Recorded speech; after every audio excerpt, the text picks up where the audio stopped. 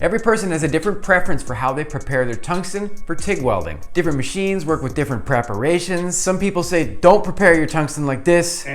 Some machines come with recommendations that say don't prepare your tungsten like this. So it's pretty easy to see that this is an extremely subjective topic. But this is a question that I get asked a lot. So today we're going to talk about tungsten preparation real quick and how I prepare my tungsten a certain way and why. So this is what I prefer for TIG welding aluminum. I personally like a tapered tip to my tungstens. I will prepare this first with a belt sander or a grinder or whatever. And I like preparing them with a slight ball on the end. Or we could do a slight blunted tip on the end. If my machine's set up correctly, I can make that work too. Having a super small ball will definitely help to improve your accuracy, and it's gonna help to focus your heat input at low amperages and especially at your starts. We want the start to each weld to light up accurately and efficiently. We don't want any arc deflection or any arc wandering like what you're seeing here right now. See how it's flickering back and forth? We want to avoid that. However, on the flip side, having your tungsten prepared with a super small ball may not work as well when welding at higher amperages. What can happen when you weld at higher amperages, you will see the tip of your tungsten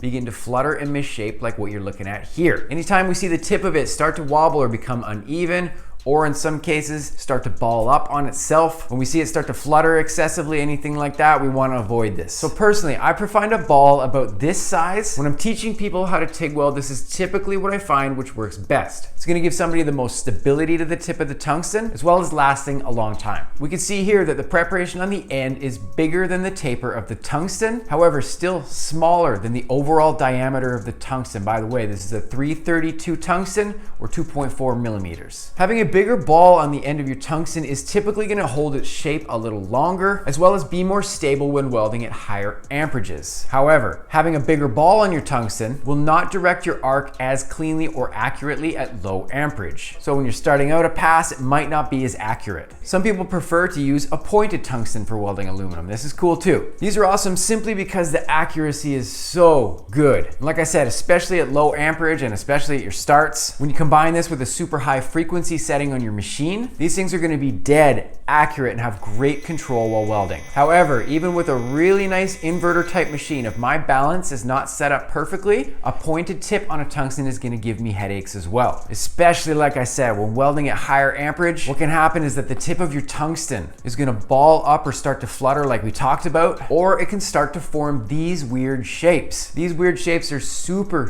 frustrating. Essentially, we're forming irregular little nodules or whatever on the end of the tungsten. It's going to cause arc deflection. It's going to cause arc wandering, especially at low amperage. We want to avoid this too. The goal of our tungsten is to direct our arc efficiently and smoothly while we're welding. It should be able to maintain its shape and performance at high amperage, and it should maintain good control at low amperage as well. So again, what do we not want? We do not want excessive balling. This can happen at higher amperage settings. Typically at this point, our balance is going to have essentially too much positive side to the AC cycle. And like I said, when welding at higher amperage, we're going to see wobbling or fluttering, or the tungsten will start to ball up on itself. And on the flip side of things, if we're running an improper balance setting again, this can cause our tungsten to form these weird shapes. These things are crazy. In some cases, they can completely run out of control and form all kinds of wild stuff like this. Again, like we talked about, this is going to reduce accuracy, and our overall heat input can be completely uneven, especially when we're working on lopsided joints or coped pipe joints or whatever. In some cases, if this tip of the tungsten becomes badly misshaped enough, or essentially when the ball gets too big and it gets bigger than the diameter of the tungsten itself, even our gas flow can become interrupted. So that smooth supply of gas supply that we need so badly to get good welds, having this one detail out of line is going to give you problems with that. This one detail is one of the most important and simple things that we can do to set up and get really good results. I've discovered a couple more really important setup tricks that are absolutely going to get you running cleaner stuff and make it much easier to get better results. This episode here is going to give you 5 of the most important things that honestly I never learned in all the years of schooling I did for welding. You can add these 5 things to the list of things for your setup. You're going to have tricks that I didn't discover for years of welding. Go watch that episode next. For Pacific Arc TIG Welding, my name is Dusty. Feel and chill. We will talk soon. Peace.